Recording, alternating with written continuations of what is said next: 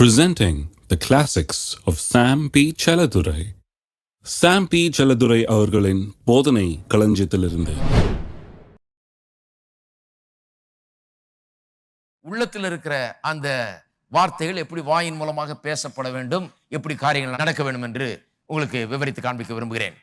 முதலாவது காரியம் என்னன்னா, மனுஷனை தேவன் சில காரியங்களை தெரிந்து கொள்ளக்கூடிய ஆற்றல் மட்டுமல்ல, தெரிந்து கொள்ளக்கூடிய உரிமையும் உடையவனாக தேவன் உண்டாக்கி இருக்கிறார். தெரிந்து கொள்ளக்கூடிய ஆற்றல் மட்டுமல்ல, தேவனுடைய சாயல்ல உண்டாக்கப்பட்ட மனுஷனை தேவன் தெரிந்து கொள்ளக்கூடிய ஆற்றல் மட்டுமல்ல, தெரிந்து கொள்ளக்கூடிய உரிமையும் அவனுக்கு இருக்கிறது. இரண்டாவது, தெரிந்து கொள்ள ஆற்றல் உரிமை மட்டுமல்ல, தெரிந்து கொள்றதை தீவிரமாய் தெரிந்து கொள்ள வேண்டும். இதே வேலையா இருக்கணும். தெரிந்து கொள்றதுங்கிறது சாதாரண காரியம் அல்ல. இதிலேயே கவனமா இருந்து எப்போதும் தெரிந்து கொள்ற வேலையிலேயே இருக்க வேண்டும். சூழ்நிலையின் தாக்குதல் அதிகமாக ஆக தேவனுடைய வார்த்தையின் பேர்ல நம்ம சார்ந்திருப்பது இன்னும் அதிகமாக வேண்டும். தேவனுடைய வார்த்தையை ஏற்றுக்கொள்வது, அதை வாயில வைப்பது, அதை பேசுவது இன்னும் தீவிரமா இருக்க வேண்டும். ஏனென்றால் வார்த்தை தெரிந்து கொள்ளும்படி, அதை வாயில வைக்கும்படி, அதை பேசும்படி, அதன்படி எல்லாவற்றையும் பெற்றுக்கொள்ளும்படி உண்டாக்கப்பட்டவர்கள் நாம். ஆகவே அதுல தீவிரமா இருக்கணும். அதை செஞ்சோம்னா கண்டிப்பா நமக்கு அது உண்டாகும். மூன்றாவது, அப்படி செய்யும் போது வாயிலே தேவனுடைய வார்த்தையை தெரிந்து கொண்டு சூஸ் பண்ணி அதை வைக்கும் போது மனுஷனுடைய வாய் ஜீவ ஊற்று போல அவனுக்கு செயல்பட்டு, ஒரு கிணற்றிலிருந்து எப்படி தண்ணீரை மொண்டு கொள்ள முடியுமோ நமக்கு வேண்டிய அளவுக்கு, அதுபோல இந்த வாயின் வார்த்தைகள்னாலே அவனுக்கு வேண்டியதெல்லாம் அவன் எடுத்துக்கொள்ள முடியும். he can draw out of this well of life. நிறைய வசனங்களை வாசிக்க போறோம், கடகடன்னு போவோம். இப்போ நீதிமொழிகள் 10ஆம் அதிகாரம் 10-11. நீதிமானுடைய வாய் ஜீவ ஊற்று. எல்லாரும் சொல்லுவோம், நீதிமானுடைய வாய் ஜீவ ஊற்று. ஜீவ ஊற்றா இல்ல வேற ஏதாவது ஊற்றா? நிறைய பேருடைய வாய் ஜீவ ஊற்றா இல்ல. பாருங்க, நீதிமானுடைய வாய் ஜீவ ஊற்று என்று எழுதப்பட்டிருக்கிறது. ஏன் அது ஜீவ ஊற்று?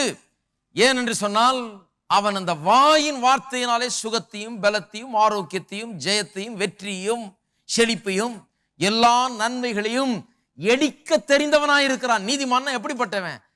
அவன் கர்த்தருடைய வாக்குத்தத்தங்களை அறிந்தவன், கர்த்தருடைய வார்த்தையை அறிந்தவன். ஆகவே தன்னுடைய வாயை ஜீவ ஊற்று என்பது போல ஆக்கி இருக்கிறது. அவனுடைய வாய், அது கர்த்தருடைய வார்த்தை அப்படி ஆக்கி இருக்கிறது. ஆகவே அந்த வாயின் மூலமாக எல்லாவற்றையும் எடுத்துக்கொள்கிறான். வாயிலிருந்து எல்லாவற்றையும் எடுத்துக்கொள்கிறான். அவனுக்கு எல்லா நன்மைகளும் உண்டாயிருக்கிறது. அப்ப என்ன பண்ண வேண்டும்? வாயை ஜீவ ஊற்றாக நான் எண்ண வேண்டும். அந்த வாய் ரொம்ப தூரத்தில் இல்லை. எனக்கு என்ன வேணுமோ அதெல்லாம் போய் எடுத்துக்கொள்கிறதுக்கு நான் பயணம் போக வேண்டியதில்லை. 1000 மைல் போய் 1000 ரூபா செலவழித்து தவம் கிடந்து நான் அதை பெற வேண்டியதில்லை. எனக்கு வேண்டியதை நான் பெற்றுக்கொள்ளும்படியாக இந்த நல்ல தேவன், கர்த்தர் நல்லவர், அவர் என்ன பண்ணிட்டாரு? என் வாயிலேயே எல்லாத்தையும் வச்சுட்டாரு. நான் எங்கேயும் போக வேண்டியதில்லை, யார்கிட்டையும் மன்றாட வேண்டியதில்லை, ஒன்றும் பண்ண வேண்டியதில்லை. இந்த வாயில வார்த்தையை வச்சு நிரப்பிக்கிட்டே இருந்தேன்னு சொன்னா, என்னுடைய இருதயம் மட்டும் தேவனுடைய வார்த்தையினால் நிரம்பும் என்றால், இந்த வாய் பிறகு என்ன ஆயிடுது? ஜீவ ஊற்று மாதிரி ஆயிடுது. இந்த நிரப்பப்பட்ட இருதயத்திலிருந்து இந்த ஊற்று அப்படியே பெருக்கெடுத்து வந்து கொண்டே இருக்கிறது. நன்மைகள்லாம் பிறந்து கொண்டே இருக்கிறது. அப்ப இருதயத்தை அப்படிப்பட்ட ஒரு இருதயமா மாற்ற வேண்டும். வாய் அப்ப அப்படிப்பட்ட ஒரு வாயா வேலை செய்ய ஆரம்பிக்கும். எத்தனை பேர் விசுவாசிக்கிறீங்க அதை? அந்த ஊற்றிலிருந்து உங்களுக்கு என்ன தேவை, என்ன தேவையோ அதை எடுத்துக்கொள்ளலாம். தண்ணீர் ஊற்றிலிருந்து போய் மொண்டு கொள்ளுறது போல மொண்டு கொள்றதுக்கு ரொம்ப தூரம் போக வேண்டியது இல்லைங்க. எங்க மொண்டு கொள்ளலாம்? இங்கேயே மொண்டு கொள்ளலாம். எவ்வளவு நல்லவர் பாருங்க. நீ மொண்டு கொள்ளுறதுக்கு இங்கேயே வச்சுட்டேன். உனக்கு சுகம் வேணுமா? அது இங்கிருந்தே எடுத்துக்க. வெற்றி வேணுமா? இங்கிருந்தே எடுத்துக்கோ. செழிப்பு வேணுமா? இங்கிருந்தே எடுத்துக்கோ. நல்வாழ்வு வேணுமா? இங்கிருந்தே எடுத்துக்கோ. உனக்கு என்ன வேணுமோ எல்லாவற்றையும் எடுத்துக்கொள்ளும்படியாக நீ ஒரு 8 கூட எடுத்து வைக்க வேண்டியதில்லை. இங்கேயே எல்லாவற்றையும் வைத்திருக்கிறேன், எடுத்துக்கொள் என்று சொல்லுகிறார். அதனால்தான் கர்த்தர் நல்லவர் என்பதை போதிப்பதிலே எனக்கு அலாதி பிரியமாயிருக்கிறது. அவர் நல்லவர்.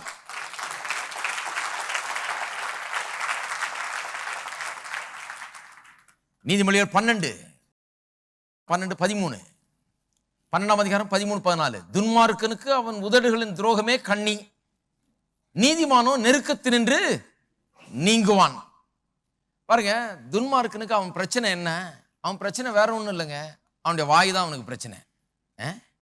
அவன் தன்னுடைய வாயினாலேயே அவன் கண்ணில சிக்குகிறான், வாயினாலேயே மாட்டிக்கொள்கிறான். ஆனால் நீதிமான் என்ன பண்ணுகிறான்? நெருக்கத்திலிருந்து நீங்குவான்னு சொன்னா நெருக்கத்திலிருந்து தப்புவான், அவனுடைய பிரச்சனையிலிருந்து தப்புவான். ஒரு ஆங்கில மொழிபெயர்ப்பு சொல்லுகிறது, he'll be delivered out of his trouble. அவனுடைய எல்லா இடுக்கண்களிலிருந்தும் பிரச்சனைகளிலிருந்தும் அவன் தப்புவான். எத்தனை பேர் தப்பி இருக்கிறீங்க? நான் தப்பி இருக்கிறேன். எத்தனையோ பிரச்சனையிலிருந்து தப்பி இருக்கிறேன். ஏன்னு சொன்னா வாயை வச்சே தப்ப முடியும். அது தப்புற வாயாவும் இருக்கும், மாற்ற வாயாவும் இருக்குது. எப்படி வேணா யூஸ் பண்ணலாம். மாற்ற வாயா யூஸ் பண்றதுன்னா மாற்றலாம், யூஸ் பண்ணலாம். போய் சிக்கி கொள்வதற்கு, சிக்கலை உண்டாக்குவதற்கு, பிரச்சனையை உண்டாக்குறதுக்கு வாயை யூஸ் பண்ணலாம். அல்லது விடுதலை உண்டாக்குவதற்கு, தப்புகிறதுக்கு, இருக்கிற பிரச்சனையிலிருந்து வெளியே வர்றதுக்கு வாயை யூஸ் பண்றதுனாலும் யூஸ் பண்ணலாம். அநேகர் இன்றைக்கு தங்கள் வாழ்க்கையில் இருக்கிற பிரச்சனைகள் எப்படி வந்ததுன்னா தங்களுடைய வாயினால உண்டாக்கி இருக்கிறார்கள். அப்படிதான் பிரச்சனை வந்திருக்குது. இவருடைய விடுதலை எங்க இருக்குதுன்னா இவருடைய வாயினால தான் விடுதலை வரப்போகுது. வாயின் வார்த்தைகளை பற்றி அறிந்து கொண்டால் தான் அவளுக்கு விடுதலை உண்டாக போகிறது. வாயை வைத்து தான் விடுதலை பாருங்க. வாயை தப்பா யூஸ் பண்ணதுனால தான் இன்றைக்கு 1000 பிரச்சனைகள் வாழ்க்கையில. குடும்ப வாழ்க்கையில ஏன் பிரச்சனை? வாயை தப்பா யூஸ் பண்ணதுனால தான். கணவன் மனைவி பிரச்சனை என்னதுனால? வாயை தப்பா யூஸ் பண்ணதுனால தான். பிள்ளைகளிடத்துல என்ன பிரச்சனை? வாயை தப்பா யூஸ் பண்ணதுனால தான். வியாபாரத்துல என்ன பிரச்சனை? வாயை தப்பா யூஸ் பண்ண. சரீர வியாதியுடைய இதுல வாயை தப்பா யூஸ் பண்றதுனால தான் அது தீமையானவைகளை பிறப்பிக்கிறது. வாயை வைத்து என்னத்தை தெரிந்து கொண்டோம்? தீமையை தெரிந்து கொண்டிருக்கிறோம். தீமையை தெரிந்து கொள்றதை நிறுத்திட்டு நன்மையும் ஆசீர்வாதத்தையும் தெரிந்து கொள்ள ஆரம்பிக்க வேண்டும். விடுதலை எப்ப வரப்போகிறது? என்றைக்கு வாயை சரிப்படுத்துகிறோமோ, என்றைக்கு வாயை சரியா யூஸ் பண்றோமோ அப்ப சொல்லி இருக்கிறது, நீதிமானோ நெருக்கத்தினின்று தப்புவான். எல்லாம் சொல்லுங்க, நான் தப்புவேன். என்னுடைய வாய் எனக்கு என்னுடைய நெருக்கத்திலிருந்து விடுதலையை கொண்டு வரும். அதுதான் கர்த்தர் வாயை வச்சிருக்கிறார். அப்ப தூரத்தில் இல்லை உங்க விடுதலை. இன்னிலிருந்து சரியா பேச ஆரம்பிங்க. விடுதலை பக்கத்திலேயே இருக்கிறது. பாருங்க, நம்ம பிரச்சனையே பேசி பேசி பேசி தான் பிரச்சனையில சிக்கி இருக்கிறோம். இப்ப விடுதலையை பேச ஆரம்பிங்கள்.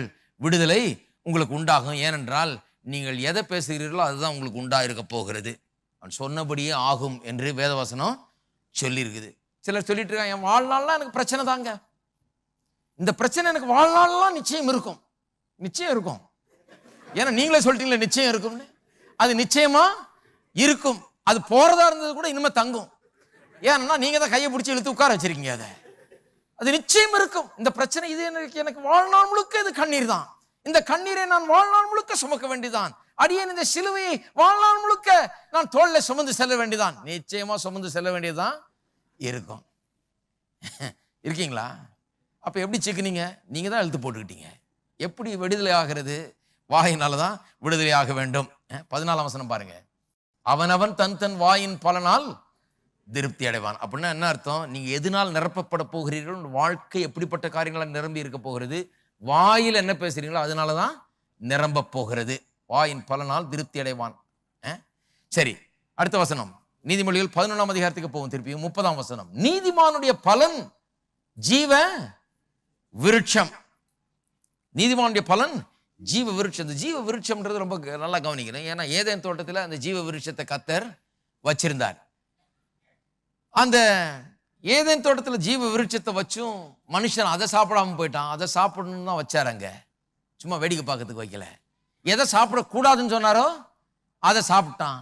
எதை சாப்பிடலான்னு இருந்ததோ அதை சாப்பிடாம விட்டான். நீங்க எல்லாம் சொல்றீங்க, ஐயா அந்த ஜீவ விருட்சத்தின் கனியை மட்டும் புசிச்சிருந்தான்னா எப்படி இருந்திருக்கும் இன்னைக்கு?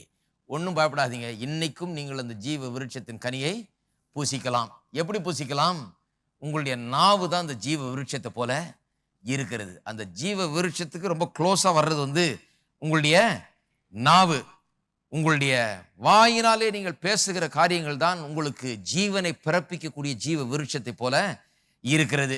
11ஆம் அதிகாரம் 6ஆம் வசனத்தை பார்ப்போம். 11:6. செம்மையானவர்களுடைய நீதி அவர்களை தப்புவிக்கும், துரோகிகளோ தங்கள் தீவினையிலே பிடிபடுவார்கள். செம்மையானவர்களுடைய நீதி அவர்களை தப்புவிக்கும்ன்றதுனால என்ன அர்த்தத்தில் சொல்லப்பட்டிருக்குது? நீதிமானுடைய வார்த்தைகள் அவனை தப்புவிக்கும். ஏனென்றால் அவன் சரியான வார்த்தைகளை பேசுகிறான், ஆகவேதான் அவன் தப்புவிக்கப்படுகிறான். 8ஆம் வசனம் பாருங்க. நீதிமான் இடுக்கண் என்று விடுவிக்கப்படுவான், அவன் இருந்த இடத்துல துன்மார்க்கன் வருவான். அப்ப நீங்க இடத்த காலி பண்ணுங்க, பிரச்சனை நடத்த அது வேற ஒருவனுக்கு சொந்தம். துன்மார்க்கன் அங்க அவன் இருக்க போறான். நீங்க பிரச்சனையிலிருந்து விடுபட வேண்டும் என்று தேவனுடைய சித்தமா இருக்கிறது. ஆகவேதான் கர்த்தருடைய வார்த்தை எடுக்க வேணும், அதை வைக்க வேணும், அதை பேச வேணும், அதை விசுவாசிக்க வேண்டும், அதுல தீவிரமாய் இருக்க வேண்டும். 12ஆம் அதிகாரம் நீதிமொழிகள் 12:17 சத்திய வாசகன் நீதியை வெளிப்படுத்துவான். சத்திய வாசகன் வருது, ஆங்கிலத்தில் ரொம்ப தெளிவா வந்திருக்கு. He that speaks truth. சத்தியத்தை பேசுகிறவன். சத்திய வாசகன்னா யாரோ நினைச்சுக்கிறாங்க, அது பேர் யாரோடைய பேரோ அப்படின்னு இல்ல. சத்திய வாசகன்னா சத்தியத்தை வாசகமாய் பேசுகிற, சத்தியத்தை பேசுகிறவன். சத்தியத்தை பேசுகிறவன் நீதியை வெளிப்படுத்துகிறான். சத்தியத்தை பேசுறதுனா என்ன? இயேசு சொன்னார், உம்முடைய வார்த்தையே சத்தியம், மீதி எல்லாம் பொய். வார்த்தை தான் சத்தியம். அப்ப நான் பலவீனன், எனக்கு ஒண்ணும் இல்லை, நான் சொன்னது போல நான் குக்கிராமத்தில் பிறந்து படிக்காத குடும்பத்திலிருந்து வந்து ஏழையாய் பிறந்து ஏழையா வளர்ந்து அடியேன் ரட்சிக்கப்பட்டிருக்கிறேன், இதெல்லாம் என்ன? இதெல்லாம் பொய். இப்ப என்னவா பிறந்திருக்கிறீங்க? ஐஸ்வர்யவானாய் பிறந்து இருக்கிறீங்க. ஏன்னா நீங்கள் ஐஸ்வர்யவான்களா இருக்கும்படியாக அவர் என்ன பண்ணாரு? தரித்திரர் ஆனார். ஆகவே சத்தியத்தை பேசுங்க. இனிமே சத்திய வாசகன் நீதியை வெளிப்படுத்துகிறான்னு சொல்லப்பட்டிருக்கிறது. ஆகவே சத்திய வாசகனாய் இருங்கள், சத்தியத்தை வாசகமாய் பேசுகிறவர்களாய் இருங்கள், சத்தியத்தை பேசுங்கள். வேற எதையெல்லாம் சத்தியத்துக்கு விரோதமா என்ன இருக்குதோ அதை பேசினீர்கள் என்று சொன்னால் அது எல்லாம் பொய்யாக இருக்கிறது. சத்தியத்தை பேச வேண்டும். சத்தியத்தை பேசும்போது என்ன ஆகுது? 18ஆம் வசனம் பாருங்க. பட்டை குத்து போல் பேசுகிறவர்களும் உண்டு. எத்தனை பேர் தெரியும் அப்படிப்பட்ட ஆட்கள் உண்டுன்னு? பட்டை குத்து போல் பேசுகிறவர்களும் உண்டு. அப்படியே கத்தியில குத்திரலாம் அவங்க சொன்ன வார்த்தைக்கு பதிலாக. அவ்வளவு வார்த்தைகள் இருக்குது. ஞானம் உள்ளவர்களுடைய நாவோ ஔஷதம். ஒரு ஆங்கில மொழிபெயர்ப்பு அருமையா சொல்லுகிறது, the tongue of the wise promotes health என்று சொல்லி. ஞானம் உள்ளவருடைய வாய் என்ன பண்ணுதான்? ஔஷதமாக இருக்கிறது. நாவு, ஞானம் உள்ளவருடைய நாவு வந்து சுகத்தையும் ஆரோக்கியத்தையும் பிறப்பிக்கிறது, உண்டாக்குகிறது என்று சொல்லி இருக்கிறது. அப்ப பாருங்க, அப்ப ஆரோக்கியமா வாழ்வது எப்படி? ஆரோக்கியமா வாழ்றதுக்கு டெய்லி பேப்பர் எல்லாம் அட்வர்டைஸ்மெண்ட்லாம் வருது, அதை பண்ணு இதை பண்ணு எல்லாம் அதெல்லாம் பண்ண வேண்டியதுதான். ஆனால் ஆரோக்கியமா வாழ்றதுக்கு முதல் காரியம் என்ன? நாவை சரிப்படுத்த வேண்டும். நாவல தான் ஆரோக்கியம் இருக்கிறது, நாவல தான் சுகம் இருக்கிறது, நாவல தான் ஜீவன் இருக்கிறது, நாவல தான் செழிப்பு இருக்கிறது. செழிப்பா வாழ்றது, ஆரோக்கியமா வாழ்றது எல்லாம் நாவல தான் இருக்கிறது. நாவு, ஞானம் உள்ளவனுடைய நாவு ஆரோக்கியத்தை அவனுடைய சரீரத்தில் பிறப்பிக்கிறதாம் பாருங்க. ஆகவே தான் உபாகமம் 30:11 வாஸ்தவம். என்ன வாஸ்தவம்? ஜீவனையும் மரணத்தையும் நமக்கு முன்னால வைத்திருக்கிறாராம், அதை தெரிந்து கொள்ளும்படியாக சொல்லுகிறார். அப்ப நாவு எவ்வளவு முக்கியம் பாருங்க. அப்ப நாவுனால வியாதியை பிறப்பிக்க முடியும், நாவுனால எல்லா பொல்லாப்பையும் பிறப்பிக்க முடியும். திருப்பங்க ஒரு நிமிஷம் மார்க் 11க்கு. நிறைய படிச்சிருக்கோம் மார்க் 11. ஆனா இந்த ஒரு காரியத்தை பாருங்க. மார்க் 11:14. அப்பொழுது இயேசு அதை பார்த்து, இது முதல் ஒரு காலம் ஒருவனும் முன்னிடத்தில் கனியை புசியாதிருக்க கடவன் என்றார். அதை அவருடைய சீஷர்கள் கேட்டார்கள். இயேசு வந்து எதை பார்த்து சொன்னாரு? அத்தி மரத்தை பார்த்து, ஒரு அத்தி மரத்தை பார்த்து சொல்றாரு, இனி ஒரு காலம் ஒருவனும் முன்னிடத்தில் கனி புசியாதிருக்க கடவன். 20ஆம் வசனம். மறுநாள் காலையிலே அவர்கள் அவ்வழியாய் போகும்போது அந்த அத்தி மரம் வேரோடே பட்டு போயிருக்கிறதை கண்டார்கள். பேதுரு நினைவு கூர்ந்து அவரை நோக்கி, ரபி, இதோ நீர் சபித்த அத்திமரம் பட்டு போயிற்று என்றான். நான் சொல்லுகிறேன், இயேசு வார்த்தையினாலேயே அந்த அத்திமரத்தை பட்டு போக வைத்தார். வச்சாரா இல்லையா? அப்ப வாழ்க்கையை வார்த்தையினால பட்டு போக வைக்க முடியும், வார்த்தையினால மலரவும் வைக்க முடியும். சாபத்தை வார்த்தையினால் தெரிந்து கொள்கிறோம். அதான் சொல்ல வர்றேன். அதனால்தான் உபாகமம் 30 சொல்லப்பட்டிருக்கிறது, ஜீவனையும் ஆசீர்வாதத்தையும் உனக்கு முன்பாக வைத்தேன், மரணத்தையும் சாபத்தையும் உனக்கு முன்னால் ரெண்டுத்துல தெரிந்து கொள்ள என்று சொல்லுகிறார். அப்ப ஆசீர்வாதத்தையும் தெரிந்து கொள்ள முடியும், சாபத்தையும் தெரிந்து கொள்ள முடியும். எப்படி தெரிந்து கொள்கிறோம்? நாவினால தெரிந்து கொள்கிறோம். நல்லா இருக்கிற மரம் கூட பட்டு போகிற அளவுக்கு வார்த்தையை உபயோகப்படுத்த முடியும். இயேசு அதை நிரூபித்து காண்பித்தார். அத்தி மரம் பட்டு போகும்படி செய்தார். அது ஒன்றும் பட்டு போன மரம் கிடையாது. அது கனி தரும் காலம் இல்லாதனாலதான் அது கனி தரலையே ஒழிய அதுல வேற எதுவும் பிரச்சனை கிடையாது. கனி தராத மரம் கிடையாது, நல்ல மரம் தான் அது. ஆனால் அதை பட்டு போக வைத்து இவங்க காண்பிக்கிறார். வார்த்தை எவ்வளவு வல்லமை உள்ளது என்பதை காண்பிக்கிறார். வார்த்தை சொன்னா அந்த மரம் கனி தர்ற மரம் கூட இனிமே கனியே, இனி ஒரு காலம் ஒருவனும் எந்த சீசன் வந்தாலும் இதுல விளையாதுன்ட்டாரு. இனி ஒரு காலம் ஒருவனும் உன்னிடத்திலே கனி பூசியாது இருக்க கடவன். வார்த்தை வந்து ஒண்ணுமில்லாமல் ஆக்குகிறது. வார்த்தை எல்லாவற்றையும் உருவாக்கவும் செய்கிறது. வார்த்தையினால் அத்திமரத்தை பட்டு போக வைத்தார். எபிரேயர் 11:3 சொல்லுகிறது, வார்த்தையினால் உலகங்களை அவர் உண்டாக்கினார் என்று அறிந்திருக்கிறோம் என்று. வார்த்தையினால உலகத்தையே உண்டாக்கினார். இருக்கீங்களா? ஆகவேதான் பாருங்க, நமக்கு முன்பால ஜீவனும் மரணமும் வைக்கப்பட்டிருக்குது. மத்தேயு 12ஆம் அதிகாரத்துக்கு திருப்போம். 35, நல்ல மனுஷன் இருதயமாகிய நல்ல பொக்கிஷத்திலிருந்து நல்லவைகளை எடுத்து காட்டுகிறான், பொல்லாத மனுஷன் பொல்லாத பொக்கிஷத்திலிருந்து பொல்லாதவைகளை எடுத்து காட்டுகிறான். மனுஷர் பேசும் வீணான வார்த்தைகள் யாவையும் குறித்து நியாய தீர்ப்பு நாளிலே கணக்கு ஒப்புவிக்க வேண்டும் என்று உங்களுக்கு சொல்லுகிறேன். ஏனெனில் உன் வார்த்தைகளினாலே நீதிமான் என்று தீர்க்கப்படுவாய் அல்லது குற்றவாளி என்று தீர்க்கப்படுவாய். அது எல்லாத்துக்கு முன்னால 34 சொல்லியிருக்கு கடைசியில, இருதயத்தின் நிறைவினால் வாய் பேசும். பாருங்க, அப்படிதான் வச்சுட்டார் கடவுள். இருதயத்தின் நிறைவினால் வாய் பேசும். இருதயத்தின் நிறைவினால் வாய் பேசும்ங்கிறது எல்லா விதத்திலையும் பொருந்தும். பாருங்க, விசுவாசியா இருந்து கூட வாயை பேசி பேசி பேசி வாழ்க்கையை கெடுத்துக் கொள்ளலாம் நாம், அல்லது வாயில பேசி பேசி பேசிய நல்வாழ்வை நாம் உருவாக்கலாம். இன்னைக்கு உங்களுடைய நிலை எப்படி இருந்தாலும் சரி, வார்த்தையினாலே ஒரு புதிய உலகத்தை உங்களுக்கு என்று நீங்கள் உருவாக்க முடியும். வாயினால பேசியே உருவாக்க முடியும். இருக்கீங்களா? எண்ணாமத்தில் ஒரு சம்பவத்தை வாசிக்கிறோம். 12 வேவு பார்க்கிறவர்கள் அனுப்பித்தாங்க. கர்த்தர் சொன்னார், இந்த தேசத்தை உனக்கு கொடுத்தேன்னு சொன்னார். பாலும் தேனும் ஓடுகிற தேசத்தை போய் பார்த்துட்டு வா, பிறகு போய் எடுத்துக்கலாம், உனக்கு கொடுத்துட்டேன் அப்படின்னு சொன்னார். போய் பார்த்துட்டு வான்னு சொன்னா, இவன் போயிட்டு போய் பார்த்ததை பேசுகிறான். என்ன சொல்லுகிறான்? நாங்கள் ராட்சதர்கள் இருக்கிறாங்க, நாம வெட்டுக்கிளியை போல இருக்கிறோம். அவன் பார்த்ததை தான் பேசுகிறான். அவனும் பொய்யா சொல்லல. அவங்க பெரிய பெரிய ஆளுகளா இருக்கிறாங்க, பெரிய பெரிய ராட்சத மாதிரி இருக்கிறாங்க, இப்படி இருக்காங்க அப்படி இருக்காங்கன்னு பார்த்ததைன்னு சொல்லுறான். பார்த்ததை சொல்றது தப்பு இல்லை, ஆனால் அது தேவன் சொன்ன வாக்கு தத்துவத்துக்கு விரோதமா இருக்கிறதுனால அது தப்பு. தேவன் சொன்னாரு, அவன் எப்படி இருந்தா என்ன, உனக்கு அந்த தேசத்தை கொடுத்த, நீ அவனை ஒன்றுமில்லாமல் ஆக்கி அந்த தேசத்தை எடுத்துக்கொள்வாய் அப்படின்னு சொல்லிட்டார். அப்புறம் அவன் எத்தனை உயரம் இருந்தா என்ன, அவன் எவ்வளவு பெருசா இருந்தான் என்ன, அவன்கிட்ட என்ன இருந்தா என்ன, பிரச்சனையே கிடையாது. கர்த்தர் எனக்கு கொடுத்தாருன்னா அப்ப அதையே பேசு, கர்த்தர் எனக்கு கொடுத்தாருங்கிறதையே பேசு. அதனால்தான் பாருங்க, அவர்கள் அன்றைக்கு வாயினாலே தீமையை பேசினார்கள். கர்த்தர் அவர்களுக்கு கொடுத்தேன்னு சொன்ன தேசத்தை அவர்கள் அடைய முடியல. அந்த சந்ததி தான் மறிச்சது. எந்த சந்ததி போய் வேவு பார்க்க போனதோ, போய் அந்த திராட்சை பழங்கள்லாம் ரொம்ப ஜோரா இருக்குது, மாதுளம்பழம் இருக்குது, அது இருக்குது, இது இருக்குது, எல்லாம் உண்மைதான், பாலும் தேனும் ஓடுது. ஆனால் ராட்சதர்கள் இருக்காங்க, நம்மளால் அதை எடுக்க முடியாதுன்னு சொன்னாங்க. அந்த சந்ததி தான் மாண்டு போனது. ஏனென்றால் வாயினாலே மரணத்தை தெரிந்து கொண்டார்கள். அவர்கள் அங்க செத்தது பிரதர், கர்த்தருடைய சித்தம் அப்படி பிரதர். அந்த சந்ததி வனாந்தரத்துல மரிக்க வேணும் என்று கர்த்தர் சில நேரத்தில் அப்படி சித்தம் கொள்றார். ஒண்ணுமே கிடையாது, கர்த்தர் சித்தம் கொள்ளவே இல்லை. இந்த சந்ததி தான் பாலும் தேனும் ஓடுற தேசத்தை கொண்டு போறேன்னாரு. கர்த்தருடைய சித்தமே அல்லாது. ஆனா அது நடந்தது. ஏன் நடந்ததுன்னா, இவர்கள் தெரிந்து கொண்டார்கள். ஏன் தெரிந்து கொண்டார்கள்? இவர்களுக்கு தெரிந்து கொள்ளக்கூடிய ஆற்றல் இருக்குது, அதனால் தெரிந்து கொண்டார்கள். அப்படிப்பட்ட வாய்ப்பு கொடுக்கப்பட்டிருக்கிறது. ஏன் கர்த்தருடைய சித்தம் இவர்கள் வாழ்க்கையில் நடக்கல? ஏன் நடக்கலன்னா, இவர்கள் தீவிரமாய் அதை தெரிந்து கொண்டு அதை நடப்பித்திருக்க வேண்டும். நடந்திருக்கும் வாழ்க்கையில, ஆனால் தீவிரமா அதை தெரிந்து கொள்ளவில்லை. 1000 சத்தம் இவன் பெருசா இருக்கிறான், ராட்சதரா இருக்கிறான்னு சொல்லுது. அதை விட்டு போட்டு கர்த்தர் இந்த தேசத்தை எனக்கு கொடுத்தாருன்னு சத்தம் போட்டிருந்தாங்கன்னா எடுத்திருப்பாங்க. 2 பேர் சொன்னாங்க, இன்றைக்கு சுதந்திரித்துக் கொள்வோம், எளிதாய் அதை சுதந்திரித்துக் கொள்ளலாம்னு.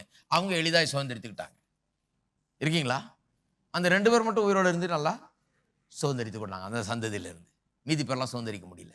ஏன்னா வாயினால மீதி பேரெல்லாம் அவ்வளவு லட்சம் பேர் தெரிந்து கொண்டு செத்தார்கள்.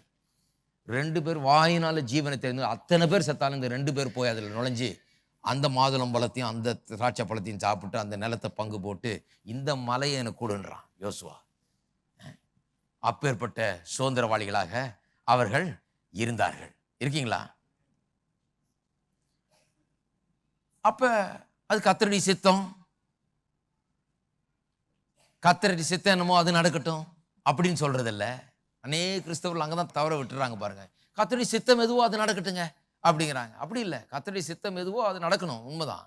ஆனா அதை நீங்க தெரியுமா? கர்த்தருடைய சித்தம் தெரியுமா? சொல்லியிருக்குது, பாட்டு படிச்சிருக்கீங்களா? அதை எடுத்தீங்களா? அதை விசுவாசித்தீங்களா? அதை வாயில வைத்தீர்களா? அதுதான் என்ற வாழ்க்கையில் நடக்க வேண்டும், கர்த்தருடைய சித்தம் தான் நடக்க வேண்டும் என்று தீவிரமா இருந்தீர்களா? அதை வாயிலும் உள்ளத்திலும் வைத்தீர்களா? அதை பேசினீர்களா? அதுதான் ரொம்ப முக்கியம். பாருங்க, அதுக்கு நம்ம பயிற்சி வித்துக் கொள்ள வேண்டும்.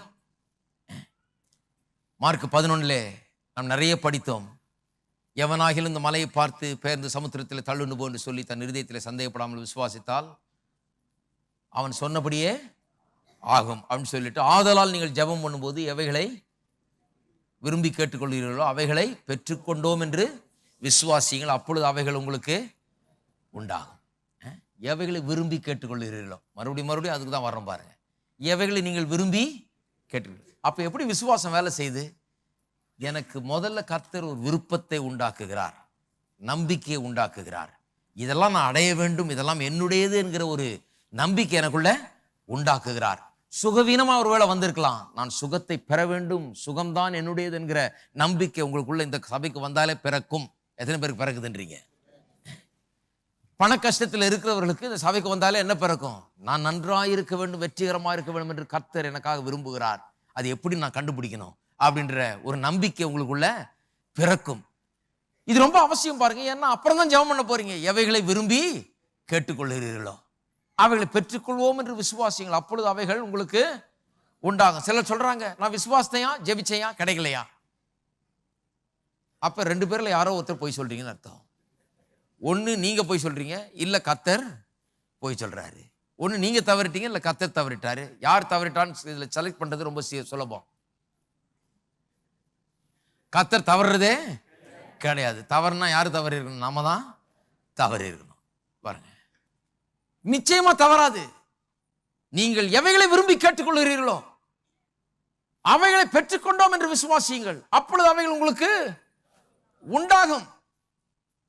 அப்ப என்ன பண்ணணும்? நான் தீவிரமா இறங்க வேணும் கர்த்தருடைய வார்த்தையில. நான் பெற்றுக்கொள்ளலைன்னா நான் இன்னும் தீவிரமா இறங்கலன்னு அர்த்தம். வார்த்தையை வாயில வைக்கலன்னு அர்த்தம். வார்த்தை உள்ளத்தை நிரப்பலன்னு அர்த்தம். இருதயத்து நிரவினால் வாய் பேசலன்னு அர்த்தம். நான் இல்லையா டெய்லி 10 தடவை சொல்லி பார்த்தேன். இல்ல சும்மா தலையிலன்னு சொன்னா வராது. அது முதல்ல இருதயத்துக்குள்ள வார்த்தை போக வேணும். இங்க இருந்து பேசக்கூடாது. எங்க? உள்ளத்தை நிரப்ப வேண்டும். இருதயத்தின் நிறைவினால் தான் வாய் பேச வேண்டும். அதனால இருதயத்தை நிரப்புற வேலையில ஈடுபடுங்கள். அப்பொழுது நாளடைவில் ஒரு நாள் எப்படி ஆகும்? இருதயம் சொன்னால் சொன்னபடியே ஆகும் என்கிற கூடிய இருதயமாக மாறும். மாறுமா மாறாதா? சொன்னபடியே ஆகக்கூடிய இருதயமாக மாறும். விசுவாசிக்கிறீங்களா?